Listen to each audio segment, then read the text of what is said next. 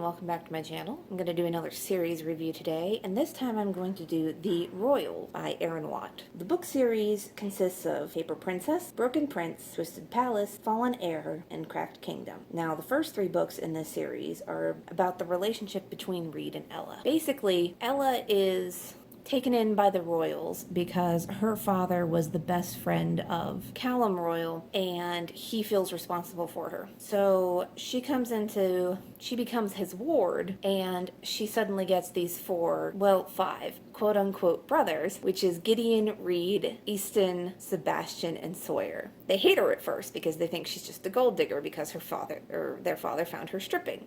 Okay, so we're gonna have some slut shaming in there. I'm sorry. And over time, Reed and Ella start to have feelings for each other over the first three books. And they end up together. I don't know if you want to call that a spoiler or not, but it's just like, come on. It's gonna happen. And then the last two books, Fallen Heir and Cracked Kingdom, are about Easton and his relationship with Hartley. And I won't go into that, other than Easton's a massive fuck up. But he's hot, and he's funny, and I call this series a potato chip series. There's not much substance, but you can't stop at just one. And I think another good description of this series is that it's like a Lifetime movie or TV show with a heavy dollop of soap net because of the twists that are thrown in. I gave them all 3 stars. I originally gave the first 3 4 stars apiece because they were really, really entertaining. But having read the last 2 and thinking back on the first 3 and realizing kind of how ridiculous they are, I was like, these are okay books. They're not great. Again, Lifetime, heavy dollop of soap net. Are they bad? Not particularly, but they're not heavy on substance. I don't know.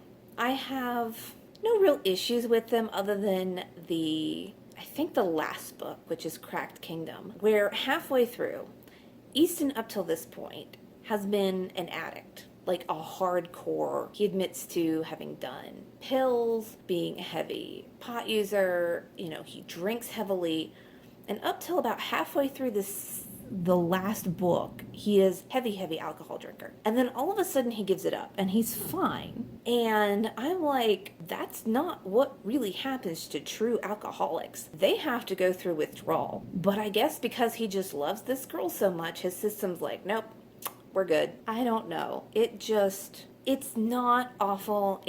You just have to go in able to suspend disbelief. It's very soap opera-y. Like the first 3, it just keeps getting like, oh my god, And then the last 10 pages, there is this hint of something else. And I don't know to hate myself or not. I almost wanted a 6th book, and I kind of looked to see if there might be a 6th book, but there's not. No, there's only 5. There is a little novella called Tarnished Crown about Gideon and his girlfriend Savannah, but I will not be reading it because, spoiler alert, Easton fucks Savannah even though she and Gideon were not together. And I'm just no bueno about that. I'm sorry. It's not even like a bros before hoes thing. It's just like, you love this man so much, but you wanted to hurt him, so you decided to sleep with his brother. That kind of shit just pisses me off. So, yeah, I will not be reading Tarnished Crown. I was actually again, it's this potato chip theory of mine. It's like, you can't have just one. If you've read those last 10 pages, you know that like a 6th book would have been like,